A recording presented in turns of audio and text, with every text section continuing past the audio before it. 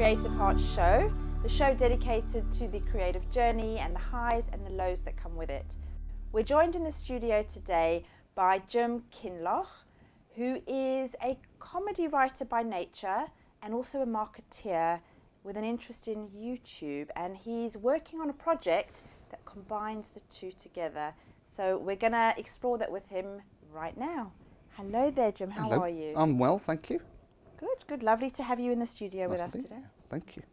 So I have got tons of questions running through my mind. Oh, goody. But I'm going to actually let you hold the floor most of the time, if that's all right with you. Yes. Yeah. So tell me a little bit about the comedy writing side of things. So I always wanted to be a stand-up comedian. That was my ambition, and eventually I went and did it. But it wasn't really for me. So I thought the best thing to do was to learn how to write. Didn't know how to write, and used to sit there and just get very frustrated. So I wanted to learn about how to create ideas. So from a very sort of, I suppose, teens, I was very interested in things like Edward de Bono, lateral thinking, and Tony Bazan, who does mind mapping, etc. And finding all these tools and these creative books and putting them together. And eventually it was all very diverse, and things worked and didn't work. And then I read in a book, which I was trying to remember what it was called, but the line was, every writer is his own medicine, or his or her own medicine. And it was about keeping a diary or a journal of being creative. And it just made my day, made my life. So from then on, every project I did, whether it was writing for a stand-up comedian or a cabaret artist or a sitcom or a play, and I've written all these sort of different things, or online now, which is what I do mostly. I would record what worked and what didn't work, you know, and then I would break it down even more into further levels and categorise it. When we talk about YouTube, I tell you how important categorisation is. But so you develop your creative and inspiration and your work, but you record it, so you can go back and find things when you get a block or you want to try a different direction. And because I'm a geek, I worked for Apple Computers for some time. And I worked for selling marketing software, a database called FileMaker. So I put my journal into a database which is searchable. Okay, this is how geeky I am. So I can look up what stage of process I'm writing. So first draft or second draft, if it's to do with character, etc.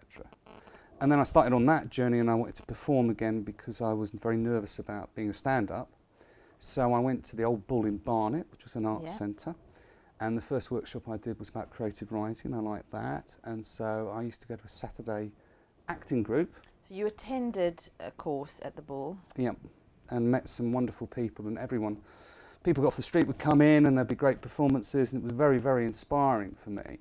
And so I wanted to do more. So eventually I went and did a year's worth of physical theatre and mime. Oh, wow. So I'm trained in mime and all that, not that I can do it anymore. Oh, I almost want to get you to... Yeah. There's a very old video of me on doing that, a mime artist with Tourette's. So he mimes very rude things, which you can search on YouTube for that. I might just do that. No.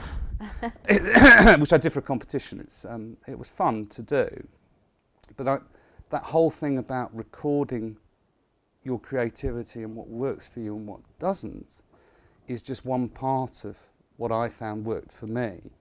The other two things as a writer that really worked for me was one particular book called On Becoming a Writer by Doretha Brand, which is about the process of writing. It's not writing exercises, it's about what a writer does and how they go about it. So the practical elements, the how to write. Practical, the most practical one is being able to sit down and write instantly when you want to. So it's all about making an appointment with yourself.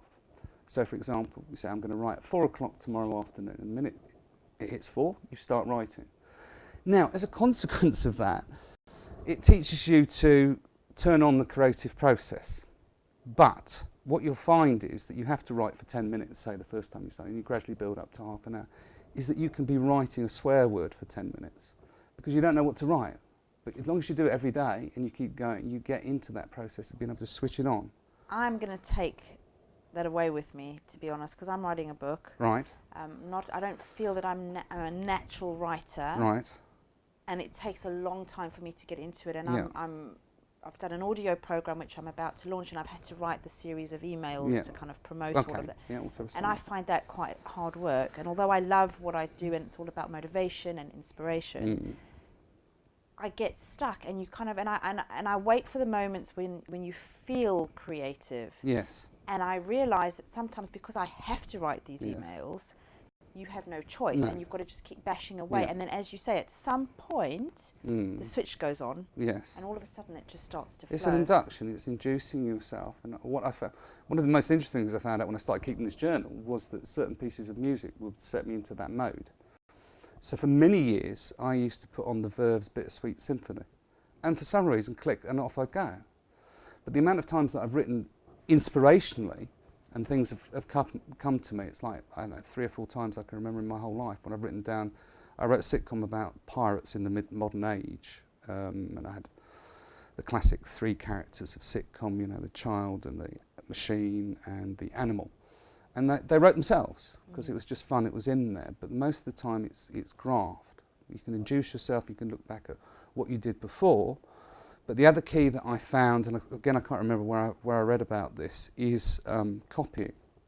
So I was very much I wanted to write a sitcom at the same level, not maybe the same mode as Blackadder. Okay. Okay. So what I literally did was that I took the scripts, I read the scripts, and then I wrote them out. I actually typed out every word of every script. Not every script, sorry, 2 or 3 of them.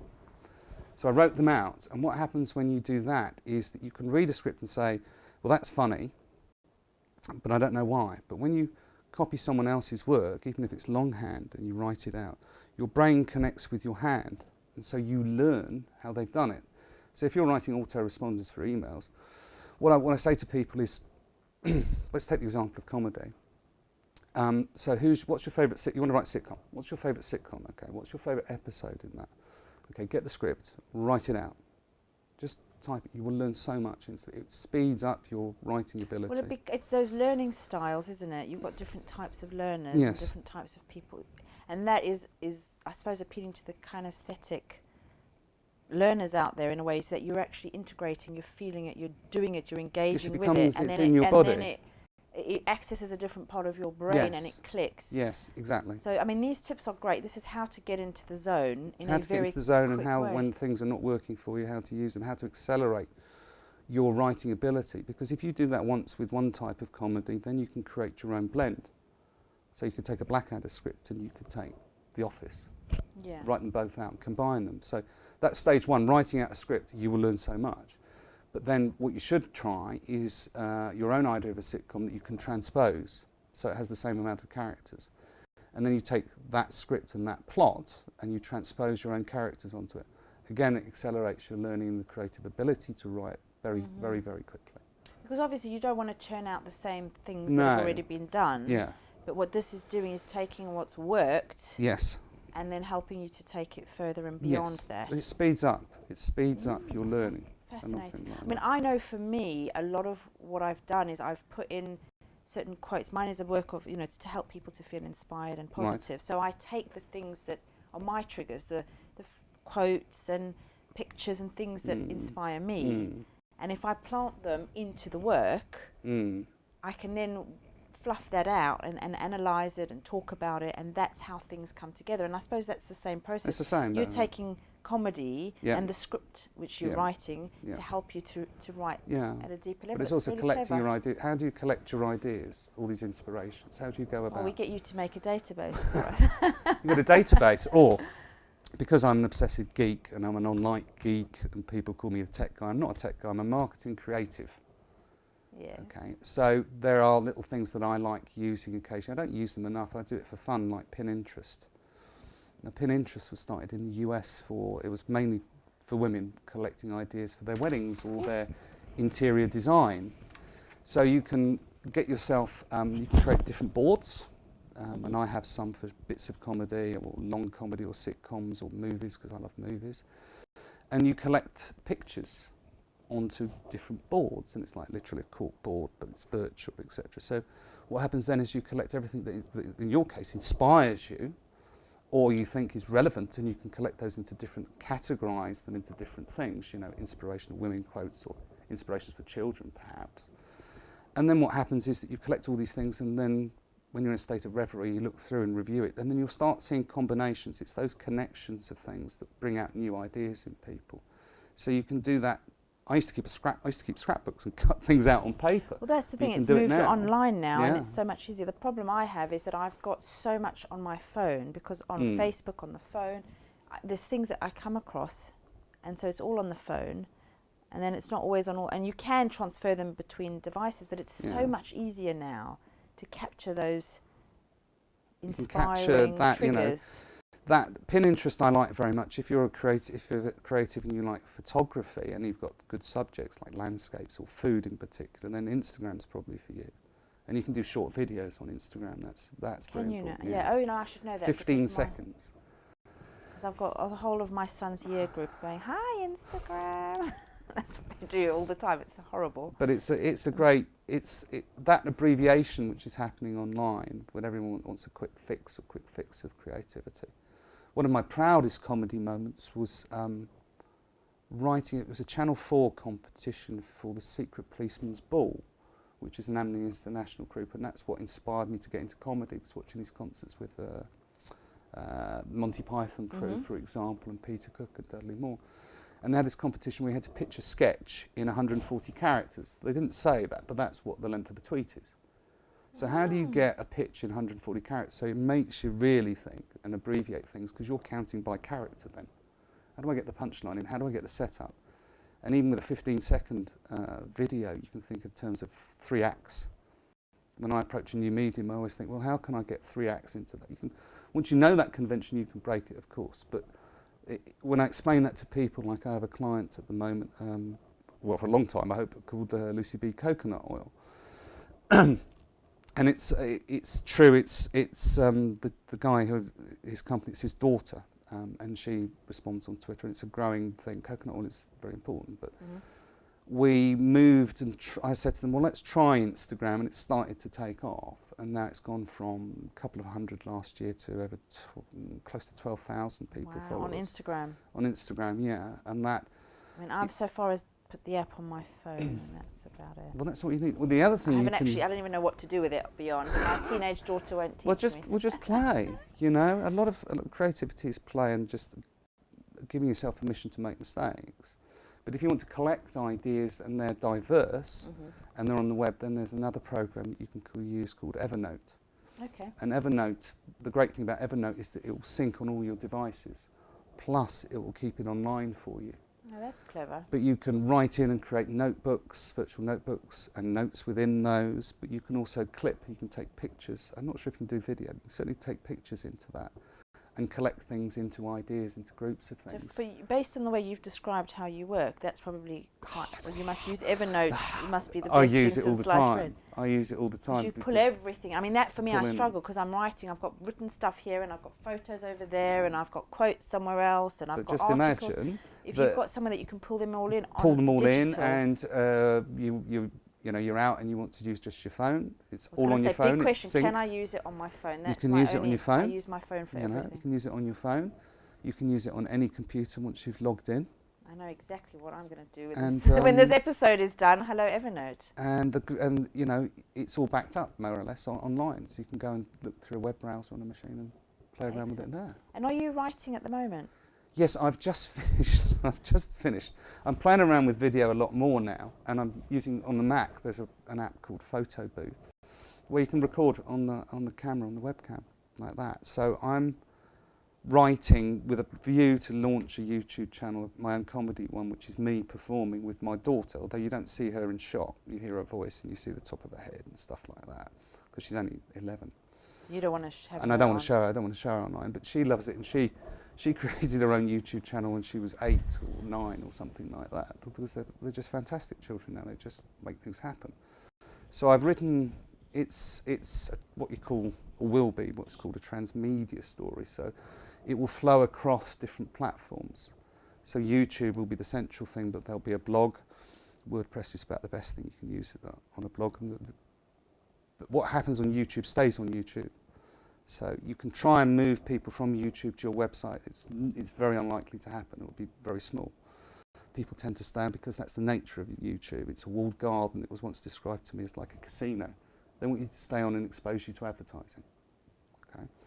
So you want to create something there, but if you want to move other people off and you want to monetize it, for example, then you've got to create, how do you get them across? As in from YouTube From YouTube to a website. Okay, so this will be called Channel Dad. Don't steal that idea. I haven't registered the domain. I'm going to have to do that when I get home. I'm going to register the domain. At least it's been a motivation. It's a motivation. So I've written 20 scripts. 10 of these scripts are me and my daughter. Some of them when I'm pretending she's there, and she's not actually, because that's part of the joke. He's like an agoraphobic. He doesn't go out, and so he films around the house. His muse, yes. Yeah, he's a bit like that. And so you have these films, and then there's video diaries, which is recorded straight to camera to his computer. And so I've written 10 of each. But to try and get people off YouTube onto the website, you have to offer them something more. So you get the video diary about him talking, maybe talking about one of the films that you've seen, and that will be a video blog, in essence. So that's the idea. Vlog. Yeah, they vlog now. I've got a 15-year-old. Yeah. I don't know anything about her. It's huge. They follow these YouTubers. You cannot. It's unbelievable. In fact, she was going to a book signing by one of them. Yes. He'd written a book. Yes. And there were 2 signings in 2 cities, and the second one was cancelled because of the mobs at the first one. Yeah. You may know who it is. Yeah, I saw that report. She wanted to go. She was dragging me to Birmingham. I said yes. I'm a bit of a mug. We were going to Birmingham, and thank God it was cancelled. I was so happy. Oh dear. But the point is that there is a humongous following. So she's now started her own channel as well. As you say, the kids are getting things going that much quicker. And the latest thing I found on my laptop, which was loading for hours, was YouTuber Whispers, and she put all of her mates in for one day. And I've got now a new thing in our house. I'm filming on that day. We've got makeup tutorials, we've got baking tutorials, we've got bath bomb. It's unbelievable what happens. And there's a whole we're all self-publishers now, you know. We all. So how long are your videos then that you're doing? Well, YouTube can be longer, you know. You've got the shortest video platform is Vine, which is 6 seconds, which is like a loop or a GIF. Well, you can do a fair amount of stuff like that. It's used by brands quite a lot. It works for things that are very visual, like Lego has a very good channel on that sort of thing.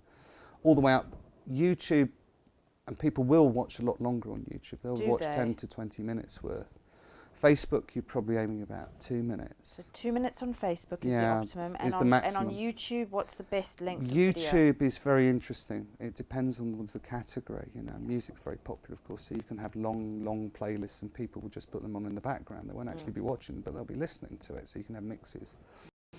Other things that work, of course, if you've mentioned the beauty vloggers, etc., they'll do long tutorials and they'll be watched, or they'll do product reviews, or there's this lovely word called the haul. All right, they'll talk about a haul. Oh, we've got a haul. My daughter's done one. Has she? Yeah. Yeah. You see, she's got well ahead. All of some product bath bombs. She's got a whole box of them, and we did her bath bomb haul. Her so lash. That's a haul. No, it's a lash haul. A lash. And I'm like, what lash? Lush. L-U-S. Oh yeah, I know Lush. I'm like, what is a haul? I mean, it was completely foreign to me. She talked like it was just every day. So it is every day for some people. Yeah. So you've got hauls, which is where you. Well, you take a collection of products. Usually beauty would be fashions. It's like a hall of fame in a way, but it's your it's a haul, own. It's a stash. It's like you've got something, H-A-U-L, and you've got it and you talk about it, and beauty vloggers do that especially. Well, I did say that to her. Is this your H-A-U-L? She was like, what are you talking about? What are you talking about? I've got that to look forward to. I've got that to look forward to. So those are about 10, 15 minutes each? Yeah, or are they you longer? can get away with a lot. What you can also do on YouTube is that you can create playlists, so you can take shorter videos, put them together into a playlist so they'll auto-play one after the other. Right. And the reason that you would do, there's 2 reasons you would do that. I do a lot of SEO, search engine optimization. I'm not a specialist, but I'm aware of it because I do a lot of online marketing. Is that you put particular keywords in the file name, in the title name, in the description, in the tags, etc. But also in the playlist, and the playlist will magnify the importance of those words under Google, which owns YouTube. And also, if it auto-plays and someone's on there, then it increases the amount of minutes they're watched, and that's what YouTube wants to look at. That's how it values a channel. Right. So, and it also will bring in new visitors because they've seen the playlist on YouTube. So it's quite important to have a playlist. Yes, playlists of variety of your keywords and categorization. Categorization is one of the keys to SEO, so you can break stuff down so they can see it. But it's not just about SEO; it's about the experience. You know, so creating a list just to get people in is not worthwhile. Creating a list that has got value, because you've collected it. In jargon, they call it curation. So you collect stuff that exists on the web or off the web, but you put it together in a different way, so it has value then. So you're collecting inspiration. I don't suppose you run any courses on this kind of stuff. I think you should. Not yet. I've been asked, actually. Cliff's asked me to do I was going to say 21st century training needs to do a course. I'll be your first pupil. Well, I'm glad. I love talking about it and discovering things new each day. You know, there's they have their own university, and you can watch lots of videos and learn stuff. Well, I think that's the way everything's going. And I mean, you mentioned that you're an online marketer. So in terms of that, that's about selling products, that's about conversion. Yes. So you get traffic to websites or to videos or to wherever online. Content in the jargon, they call it. But you have all this content, but you've got the point of the content is to sell, is to monetize and to sell. Yes, it is to influence. Okay. You know, that's the other thing. The main client I work for at the moment is an ethical fair trade company. That's very important to them, all around eating healthily. Now they import coconut oil from the Philippines, and also recently the Solomon Islands and Sri Lanka will come online, and that's about living close to nature, to health, and that's very important to them. It's something that I subscribe to, so it's not just a job for me, it's something that I believe in, and it's all family based, and everyone that works in it is family. So I've grown. I got a call from the guy that owns it, Phil Buckingham, and saying, well, come and have a chat. I said, what do you do? And I said, I do reports on conversion, how to make the best of your online presence. Would you do me one? Yes, I did one, and that's how I thought my business would go, that I would be doing these reports again and again and again and like that. But when I show people reports and they suddenly think, oh, I can make so much more money out of this or have so much more influence out of this, then they employ me to look after, plan and make the strategy and create the content and create the story, which is all reality. You know, there's so much jargon in online marketing that just really annoys me. Well, I think there are so many people out there who, in a way, like we're connecting and kind of catering for the creative market, the creators, and they want to be busy creating. Yes, they don't want to get hung up their work, on their art, their inspiration. Yeah. They don't necessarily want to or have the know-how to get stuck into the marketing side of it. Online especially, to promote and to share what they've created in the best possible way. So your job or your work is to help people do that. And I combine the creative with that. That's amazing. I think there's a lot of people that would pay to have that function done for them. I hope so. You know, I'm working building towards that as well, but I think everybody needs to have someone with expertise. You do, because you may have to pay for it, but in the long term you're going to save money and you're going to get so much further by just knowing a few things. Sorting the rubbish, because there's a huge amount of rubbish and people trying to sell you ebooks on the way, and I loathe that. Because all that information is there if you have the time, but you don't. If you're a creative, you're right, you want to be creative. But you can short circuit that, so maybe I might produce something. I'm always willing to chat about it because I love what I do, you know? And I love giving people knowledge and them going off and doing it. I have a personal trainer at the moment because I'm going to be doing a theatre piece in Welling at the Barn called The Lady Killers, and I did a show with them, bouncers. I was a bouncer last summer, and now I'm a punch-drunk boxer. So why am I doing this? Not a lady killer. Then. I'm not a lady killer. I'm you know, like that. So I have a personal trainer, a chap Alex, who's a very experienced guy. And I said, well, you've got to show me some boxing stuff like that.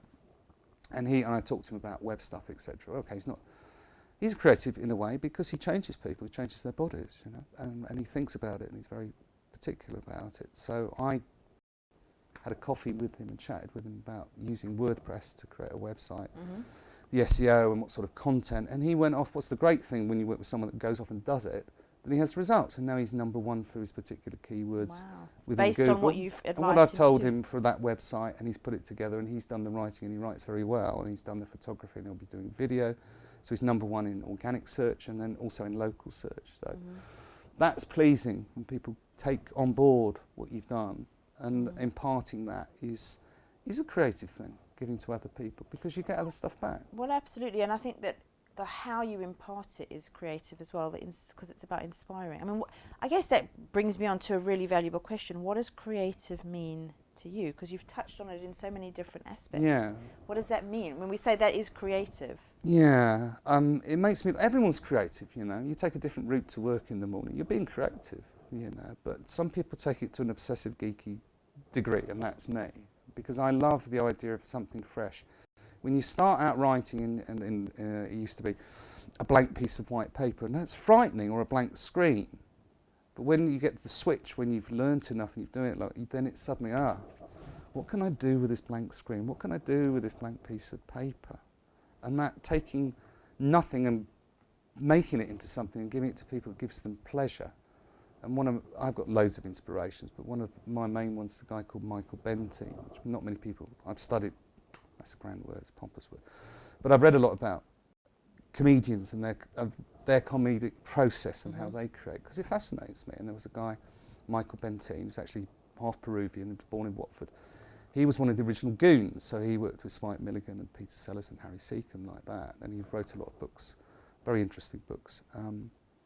But he described comedy or laughter as white magic. And I just thought that was such a nice thing, because making people laugh makes them feel better about themselves, whatever the situation, in whatever area or expertise you are in. And I just thought, that's what I want to do. I want to bring different stuff and make people see things differently and just make them laugh so they have a good time. That's about it, really. And so it started me on that process, which I've brought, and I'm quite fulfilled. I'm fulfilled with my work, but I've not created something unique and funny to give to other people.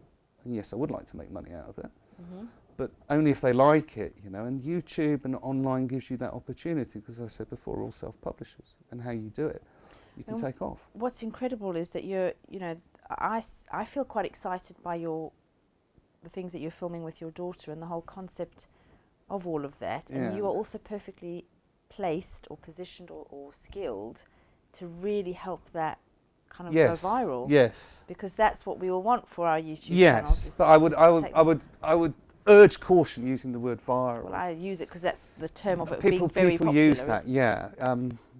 I'm excited about it. I'm quite looking forward to the easy bit. For me is the marketing. Well, that's what I mean. You have got the skills and the expertise to actually to get it out there and in front of people. But I can't. I've stopped myself from building a website. I've stopped myself from registering the domain. You know, and when marketing ideas come to me, I'll put them in one of my Evernotes. Put it away, because I've found that one of the downside, but one of the things when you're creative is that you have all these wonderful ideas and then you disperse them. Okay, and so you talk about projects and they never get done. And there's another line someone said about holding your fire. Oh yes, if you're into writing, there's a lady who's a poet and Zen Buddhist called Natalie Goldsmith. She wrote a book called Writing Down the Bones, which is full of short essays. And not so much writing exercise, there are exercises in there, but they're short essays. And it's one of the most profound books about creativity I've ever read. That and the Doretha Brand books, those would be the two books I would give to anyone. Because she talks about writing from the belly. Not from the head, not from the heart, but from the belly. It's a primeval thing. It's a force, it's a passion. And you have to have that sort of passion. You have to give to people your excitement, your pleasure in that. Because otherwise, what's the point?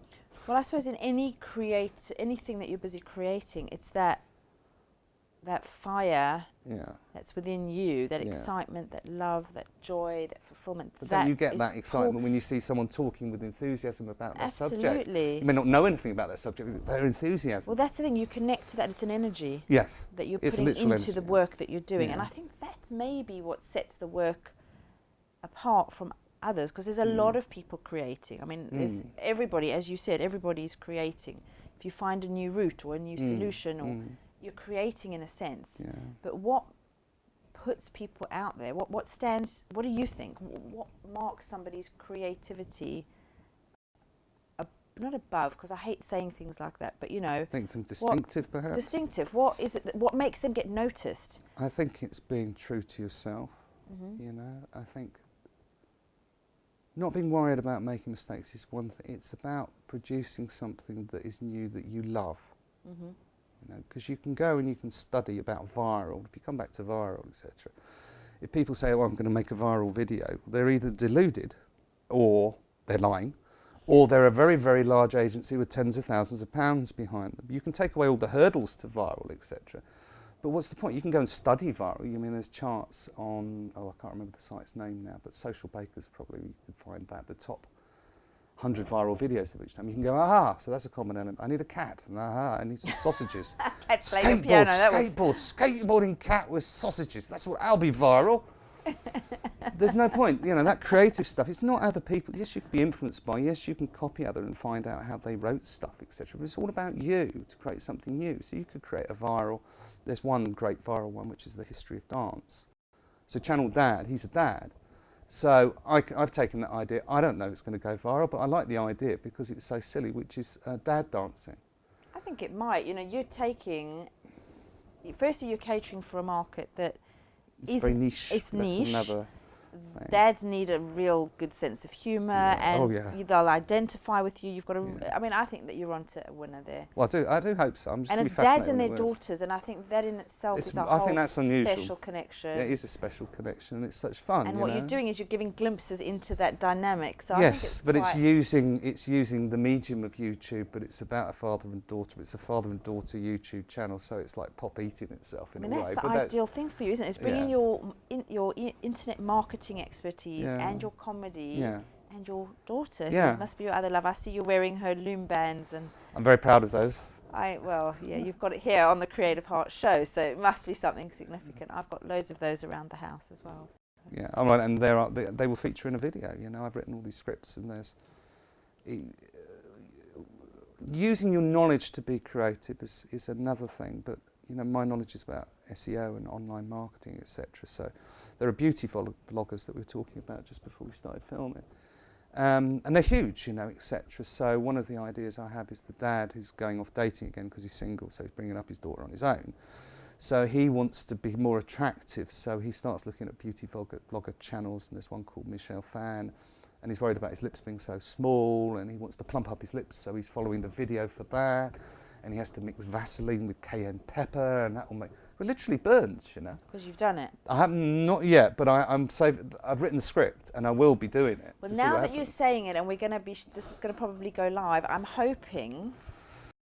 They're all written. The coach in me is thinking, right, now, Jim, now that you've said it, and it's going to be put out there by us, yes, you're going to have to move on it now. That maybe now you're, in a way, putting your own pressure on to kind of get this going, which and I is can great. do that. I can do that now because I've written those first ones, and there'll be there's other ideas. I won't go into that yet, but they're all written, so I can talk about it now. If I'd done this interview like 6 weeks ago, I probably wouldn't have talked to you about it because I'm really pleased that you did. I want to say you've heard it here first on Creative Herts. So yeah, it is. Please do come back and shout about it, and obviously write about it on the and see how it works. Because we've got a Facebook page, we've got Twitter, we've got all of those, and you will be one of our episodes. So please do come back once those are ready. I'd love and to. feel free to, you know, promote. Because what we want to do within the Creative Herts community is to help people have a platform for promotion and to build and support one another in that. So utilise that, please. Well, perhaps we need some more ideas from the community. That would be what lovely. They'd like to see. What we need is ideas to get that community weight, because people below the surface, just under the radar, are loving what the Creative Herts show is about, and they're loving what the Creative Herts community is about. But we want to get them to engage and to get involved. Engage is a very key word. It is, isn't it? I know how to say all the right. I talk about engagement. You know, on online we measure engagement by percentage points. You do. So what, you know, it varies depending on the medium, but you can have an engagement rate on Facebook's particularly good of around 25%, which means 25% of your audience on Facebook are doing something. They're either clicking on a post, or they're watching a video, or they're sharing, etc. That's very important, getting people to do that is part of what I do, using my creativity to do that, and finding little, I wouldn't call them tricks, but techniques that make people engage more. And it's not, you know, there's a lot of, I don't think you call it duplicity, a lot of marketing which is just pure marketing to get people to spend. And I think if you're doing it for a cause or because you believe in it, then I think that's fine. You know, I enjoy what I do, bringing that creative into the business world, the marketing world. But I think the thing that we find is that people are talking about it offline. So Yes. we get stopped a lot, supermarkets, coffee shops, whatever. People are commenting on how they're enjoying the work, enjoying the message and the community, but they're not engaging online in a way that lets other people know that there is a buzz. And that's the thing. Yeah, Sometimes that requires some thought, because everything's different. When I learned a lot from website conversion, where website conversion means taking the existing traffic and making it do more, either buy more or sign up for a subscription to something more, is that every website, even in the same business, can be different, and their followers or their visitors are all different. So you have to sit down and look at the online presence of a particular website or service line, like Creative Herts, and see, well, where is that traffic coming from? You can look at the analytics of that. Then you can go and search and look at similar things. You can use all manner of online tools to go and find similar websites, and then you can go and find what they're doing to do it. Now, the big thing to be aware of is if you do that, then you're following something else, you're following the herd. You can get influencers as a starting point, then try it yourself and see what works, because the beauty of online is that you can report on everything. Analytics will tell you what people are doing, but not the why. So why are they doing that? You can put tools on that will show you where they're clicking. You can record video sessions. You can ask them little pop-ups, and you'll learn so much about your business. People do answer and engage with all of that. Those yes. tools? Yeah. A fair proportion. You need a good amount of traffic for it to work, but you can get insights, anecdotal insights, very quickly by just putting heat mapping software on, which you can do for free. I think we need you really, by the sounds of yes, it, because probably, you lost me probably. 2 minutes ago. But whatever. I just need Jim. That's what I need. I'll just give you Jim. Come on, and that would really help. I'm excited about all of this, and we keep jumping from all your different creative endeavours, because you've mentioned online marketing, or marketing anyway, is a creative process. It's a creative avenue. You've spoken about your YouTube channel that you're going to be kind of launching quite soon, hopefully, off the back of this. Yeah. And you've also mentioned your acting. Yes. So you doing Amdram still? And yes. Yeah. So did that come about in order to? I'm getting typecast. That's my problem. I don't mind it that much. Why?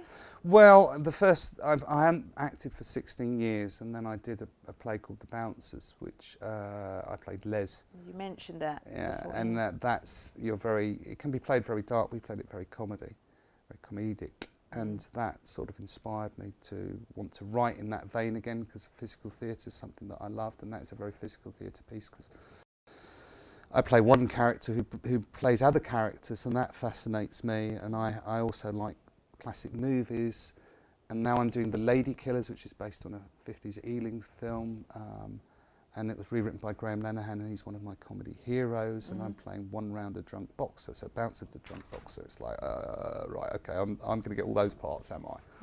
But it makes me more determined to get the channel Dad idea up and running, because then I want to go back and do live stuff.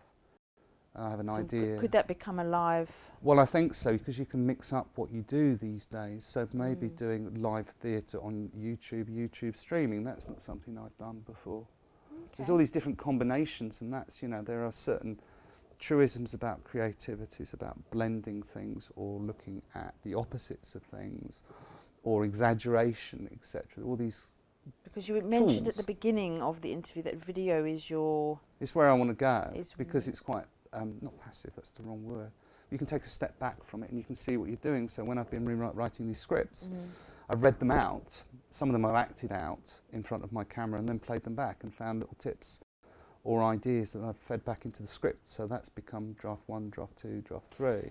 So I'm interested in how do you find the time to do all of this? Because online marketing it's fully more than full time. I mean, the little bit that I do, you can't get away from it. It's very difficult. I do find it a bit difficult, a bit easier now. I've got one major client and some bits and bobs that I do, but mainly it's Saturday mornings. That you do your own stuff? Saturday mornings I try to get 4 or 5 hours in, so that's Saturday, but because I'm doing the show, I haven't got much time during the day, during the evenings at the moment, but I want to start doing that and double up. Now I understand the tips that you gave at the beginning about how to get into the zone in the quickest possible time is because you've only got your Saturday mornings. You've got to be able to switch on your creativity just like that. But you've also got to learn when it doesn't work for you. You've also got to learn, you know, there's that old truism about creativity being 99% perspiration, 1% inspiration. It's true. It's so true. But what's the method that works for you to work through that when it's not working? Hence why you keep the writer's medicine, a journal about, I'll go back and I'll read that. That writer's medicine. And it's just one of the greatest things I've ever learned, one of the most valuable creatively for me. And not everything works all the time, and when you go back, you have to graft. It's one of the tricks. You have to be tough when it hits you. People think that creativity is all just easy. Yeah, that you just sit back, it flows through you, and you end up with this creation at the end of it, and it's just like so lovely and cushy. But it's not like that. It's actually you've got to sit there and graft. But then, how do you maintain that motivation? How do you stay excited and alive? Because I find that when I'm not, or when people that I know are not, when you're not excited by it because it becomes hard work. Yes. You almost shut down. You yes, block you will. out that creative you will, inspiration. because it's too much for you, or you're too frustrated with it. So again, that's something that you would put into your journal, is what works for you. How to work. And so my main things are listening to music, particular types of music. You know, I went through a Green Day phase, or you know, Bullet in a Bible. I listened to that a lot. That worked for a long time. It doesn't quite work now. Going for a walk, driving, stepping into the shower. For some reason, all these ideas come to me immediately I step into a shower. You are like my soul brother, because I'm the same. My best ideas come always at the times when I can't physically write anything down or do anything because I'm driving. Driving is another one for me. Showering. But you're distracting the conscious, and you know, there's all sorts of exercises, especially if you do theatre, that they'll teach you. You know, like doing a scene while counting silently from 100 to 1. Because it takes out, or someone actually physically holding you back while you're talking to another person. You have to struggle against them because it cuts out the consciousness. These things will work for you. And the other major for me is just to go out and meet friends or cook. You know, it's just relax and get away from it. If it builds up that much, just walk away from it. What, the pressure of getting it done? Just walk away from it, and you come back and refresh yourself, because there's a lot of ritualisation around writing. Well, for a lot of creatives, I think any creative have their little rituals, don't they? Or me, it's cleaning the desk.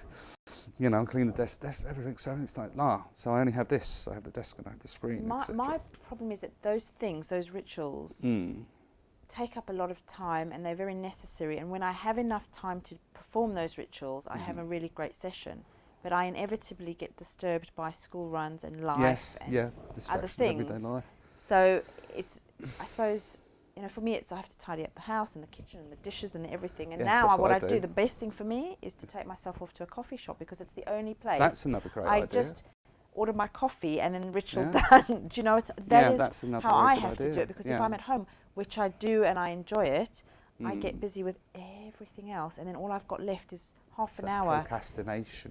Exactly. And the worst thing is that half an hour in and I'm in the zone and I have to stop. And you have to stop like that. So if you want to do that, there's another great, I'm forgetting where I had read this. It was a well-known writer who would stop in mid-sentence. He would always stop in mid-sentence. So when he came back, he had something to start with. So it's these techniques. There's techniques, this idea. I remember another one of my favourite ones is, I was halfway into a documentary. It was about Alexander Solzhenitsyn. I've only read one of his books, which was brilliant, but I'm not really heavy into prose. But he was writing, and he had a collection of different coloured pencils. Okay, so he's writing this book, and he's selecting a particular colour, and he's writing in longhand his book in a different colour. And so he picks another colour, and he does. And so they asked him, what are you actually doing? He said, I'm creating the tone of the book. So he could go from page to page, see the different colours, and each colour equated to a different emotion. It's like, wow, that's a simple, almost childlike thing to do, but you can see how instantly valuable that is if you're writing for stage or for anything like that, that you can write in these different colours and instantly know, well, that's all quite light and this is quite dark. That's very light, and perhaps I should put a line of dark in there to contrast. Well, it's funny because colour speaks to me a lot, and I've created a program, and I use colour in everything. And I think that that's another thing. If that is what inspires you, bring it into your work.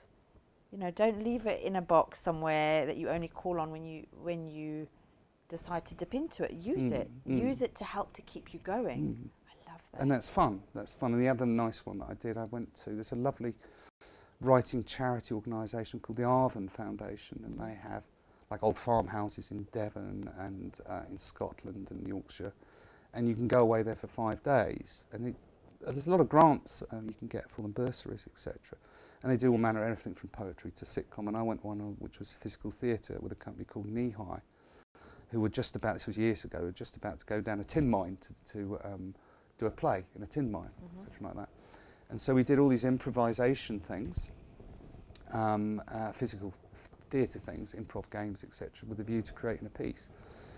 And then the guy that was there was actually another mime artist, took a huge roll of paper, and physical theatre is not just a combination of physics, it could be any form, it's a broad church, so it could have jazz dance in it, for example, it can have clown, it can have acrobatics, it can have pure mime, it can have words in it if you want to have words in it, it can have people that have never played a musical instrument just playing one note on a musical instrument, and so you improvise and you have these ideas, or they create poetry, etc. And you take a big piece of paper, you get them from art shops, these big rolls, and then you write down what people have done. And so when I first started doing sitcoms and writing sitcoms, and I wanted it to have that live feel, and I wanted it to be visual as well as verbal, I would write down what happened in different colours, and so it becomes a score.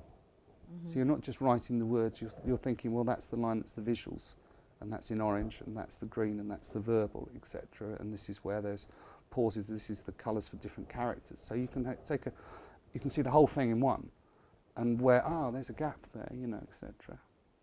Because when you come to write, one of the most important things I think writing about sitcom is when I come to write the first draft, it's probably the 4th or 5th draft, because what I've done is that I take an idea, for example, competitions and time scales, deadlines. Deadlines is very good for creative, because I've got to get it done. It'll have to be done if it's a competition, blah blah blah, etc. So, for example, if I take an idea and it's around a sitcom, and I'll think about it, and it's got a particular theme. There was a BBC one called "Finish the Sitcom," which was quite nice. Well, I got into the top 50 for that out of 5,000 scripts, so I was quite pleased about that. So I'll take an idea and I'll write it down, and I'll play with that idea on a piece of paper, and I'll write. I won't type then. I'll use a pen, because I can make notes, and I can put arrows, and I can put silly pictures on like that. Or I might mind map it, get all those ideas down. So that's more or less draft 1. And then draft 2 would be organising it and using old-fashioned index cards of different colours, and just writing out what's going to happen. And so I'll have 10, 12 of these cards. It's a 27-minute comedy. I'll work out usually the ending and where I want it to go. Then you can work your way back and where you're going to plant things, because people love reincorporation. If they've seen something before and you bring it back, you know, it's like Eddie Izzard's brilliant at this, and you'll start a set and you'll go "Cucaracha," and you go, that's quite funny. But by the time you get to the end, you're roaring with laughter, because you're familiar. You're setting it up, aren't you? You're setting it up, and he sets it up so beautifully. I think that's a lot to do with comedy, isn't it? It's that setting up. There's a lot of structure. You know, there's a lot of simplicity. Set up a gag. They don't just tell a joke. You've got to set it all up. You've got to set it up, and a character-driven comedy is very different. So you would I create cards for the different characters, because other ideas will come to me. So there'll be one colour, and then the index cards, you can swap out scenes. If I take that scene out, does it flow faster? And then you write on each card. What I do is I give each scene a name, a title, and what happens. And that's all I'll write on one side. So that's the plot. Okay, and then on the other side I'll write down ideas, etc. Just what happens. Absolutely loving, because what you're doing now for us, which is really invaluable, is giving us an insight into how your mind works and how you deal with all the ideas that come in. And I know for myself, in my own little my bubble and what I'm busy creating, it is endless. There is so much, and there's so many ideas that I don't capture. And it comes overpowering. And it can be, and you think, and you get so excited. But so then when you're creating on different devices, and you're writing notes, and etc. And you can't keep track of everything. And then what happens is that when you actually sit down, finally you've blocked your time, you're sitting down to do it, and you're like, right, dry, gone. Where was everything? And where's that original inspiration? So what you're doing here for all of our viewers, which I can't thank you enough, I think it's just the most valuable thing, is you're giving all of your top tips and your This is what works for me. strategies for how to Strategies and make it collecting those work. ideas. So you go from scribble piece of paper to your index organisation and what happens, okay? And then you mull it over and you add to the back of the card ideas which may or may not work. And then you have other cards for characters. Well, let's see if we gave them a French accent. Oh, and then you say, well, yeah, that'll work. Or maybe not, it won't work. Then you come to the next thing which a lot of screenwriters do, which is called a step sheet. And the step sheet is that you literally go through and write line by line what happens. A comes into the room, meets B, C falls through a window. D has a cup of tea, and you write that scene line by line by line by line by line. So that's a step sheet, which is usually about 2 or 3 pages. And that gives you the structure, etc. So it's hanging in your mind, you've got this structure, and then the next thing to do is to go over it again, make your notes, and then sit down with a view. If I'm writing, say, for a sitcom competition, I would give myself 3 to 4 hours to finish the first draft. So all of that structure. How long does everything take you to do? I've written one, it was a 15-minute thing in 9 hours with 3 drafts. I think that's pretty impressive, I'm actually. quite obsessive about doing that, but I had but the as idea. you say, it doesn't just happen. No, because once you come to that first draft, as I'm saying, you've got the structure there and you've got the confidence that you know where it's going. It may change. So it's 9 hours for the 15 minutes, excluding the thought that comes before and all the preparation that you've done. Yeah. Okay. So you sit down and you put as much energy as possible into that, and you really do nail down the doors and come down, because you want that fire to come out when you're doing it, because you've got that structure, because you've got that confidence, because you know you're not going to get hung up on it. You know, what I love is where that I'm you've going. given us all those tools along the way of how to get that fire started quicker and quicker each time, so that when you do sit down to create the final, I mean, I call it the final, because once you've written that first draft, you're just working with that. That first draft, which is really the fourth draft, is then you put it away. Ideally, you want to put it away for a month or so and come back to it and tear it apart. And what you'll also find is that the more that you create characters that you believe in. Another tip for me, I don't know if it's for other people, is I never give my character a name. Because if I find if I give it a character and call them Terry, say, then I've got an idea of what a Terry's like. Okay. So they're always, you know, X, or they've got a strange nickname. When do you name them? And when do I name them? After the first draft, the first typed out draft, then I'll name them. Because what you'll find is if you've created and they've lived enough in your mind and you've made all these notes, and you use things like your own hot seating. Actors do hot seating, where you're creating your character and then you're sat down like in front of an examination board, and the other people in the group will fire questions at you and you have to answer them instantly, because it gives you the character. And you do that as each character? I do that as each character, but what I did is that I collected questionnaires, which you used to get a lot of. We still do in Sunday magazine. So how did you spend your weekend, or blah, blah, knows blah, blah, and you answer them a set number of questions. So I've taken my favourite ones that bring out characteristics of people. And I'll apply that. I can see why you're a good marketeer now. Well, that's sort of about, so much you know, sense. There's a lot in now more and more as a psychology with online marketing, and the creation of persona and the segmentation of the people that come to your site. Positioning and the positioning, yeah, exactly. So when you've created these characters and they're alive, what happens, and it's a good thing and it's an annoying thing, is because you've mapped this out for them. And then somewhere down the line, they'll take over their own life. Say, oh, I can't do that because it doesn't fit the character. So I've got to not start again, but I've got to rework this.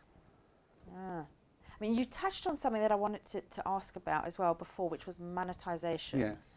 So I get that online you're about conversion, which is converting traffic to sales or leads to making an influence site. Yeah. Exactly. So how do you then monetize your comedy? Well, I've got a particular way that I'm going to apply that, which I don't know if it's going to work. There are the traditional and you know, ordinary ways, not ordinary ways, but more accepted ways. What I intend to do is create this character that a series of characters, because after Channel Dad there'll be others, and he might impersonate people and make his own characters, which is again itself something that's real in your mind. I want to license him. So I will license him to particular brands if I want to go that way, and say you can have my character on your website and doing social media for you as a character. Okay, and you can have him, and I'll license to him for 1 month, and you will pay me X. Okay, so that's how you'd monetize the channel. Because if I sold him to one character, then it becomes disposable if I sold him to one more brand. But if I monetarised him and used in non-competitive areas, then he could exist here, he could exist there, but he will become real. His story is real. He has his own Twitter feed. He's a real person. No, he's not. He's a character. He's promoting your brand, yes, but he appeals to this segment on YouTube. Are you the dad? I'm the dad, yeah. You are it. I am. It is me. So you're acting and all of that is now... I'm acting. Almost like everything you've been doing is coming together. It's coming to this purpose, and the more I record myself looking at me and I make myself more myself, it becomes more real, but it's not me. Personally, I would probably watch it as a mother and a wife and a missus and a woman. It would be a really great insight into what men go through, and you'll have men identifying with you, women coming to kind of spy. Well, I hope so. Get some sneak peeks, and so your target market is not just your target market; it's anybody. No, it's not. I don't think it is. You know, and like I've said, I've not really gone into the marketing of it until the scripts are filmed. But going back to the monetarisation thing, there are certain things you can do on monetize when you've got a YouTube channel, but you have to get a huge volume to be able to use the advertising and get anything money worthwhile. Right. Okay. You can sell merchandise off the back of it, which is a lot of people would do, which is quite a cunning and good idea. Then there's product placement, which is another thing you can do. And if you're up front, people don't really mind. You know, so-and-so sent me this for me to test. I like it. There you go. Although when my son's bought Lego, you cannot believe it, off of this little Evan tube. He's a little guy in America, little kid in America who's 7 or 8 years old, and he sits there unpacking Lego, talking about it with such gorgeous enthusiasm, and my son watches him all the time, and I cannot tell. He saved £210 to get an Ewok village because he'd seen it on that YouTube. What a little salesman this kid is. But now he's getting paid. You get must be getting paid to do it now because he's really good at it. And what you'll see a lot of is, if you look at some of the vloggers, especially in the UK, so if you go to their About page, you'll see they've all got agents. Well, my daughter's bedroom is a testament to it because she's telling me, I've got to go and get this really cute pair of pajamas from Asda. I'm like, how do you know what they've even got at Asda? You've never been there. There's Asda's miles away. YouTube.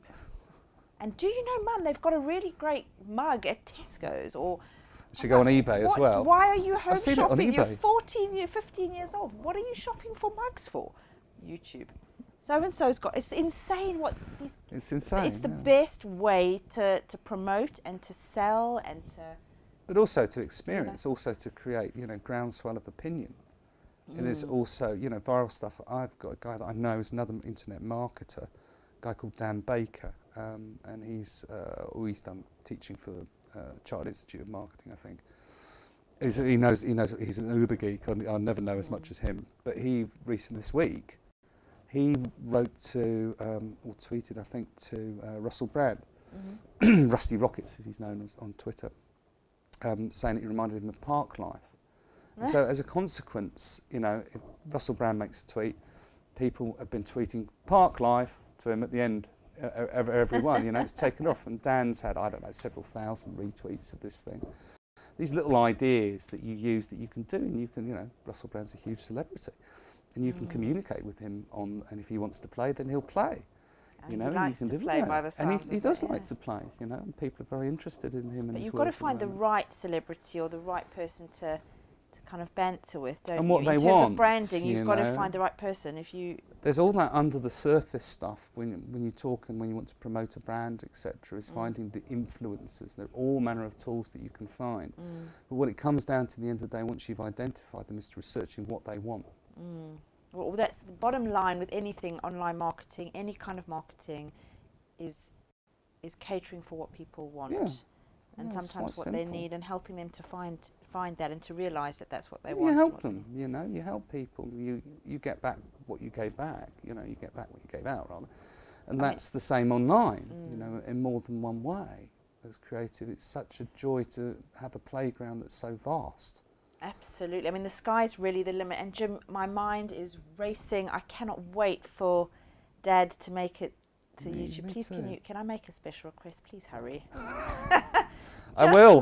One episode at a time. Yeah, maybe, but I'm a bit obsessive. You've got the game plan. I have. I'm really looking forward to watching him, and I wish you all the best, the very best of luck. And when you're ready, perhaps you can come back and we Love can to. talk about the next stages, you know, for will. you and where you're at with everything. Mhm. You've been an absolute delight. Thank you. I am going to take a lot from this personally. Good. And I have no doubt that our viewers are going to have tons to take Well, you from can- as well in terms of their own creative journey. Yeah. What they can. It'd be interesting to find out what they're up to as well. Oh, I hope that they will engage with us and So do I. and with you as well. Thank you very much. so much. Thank you. You've been watching another episode of Creative Hearts with me, Ronit Gerber, and Jim Kinloch. It has been a packed episode.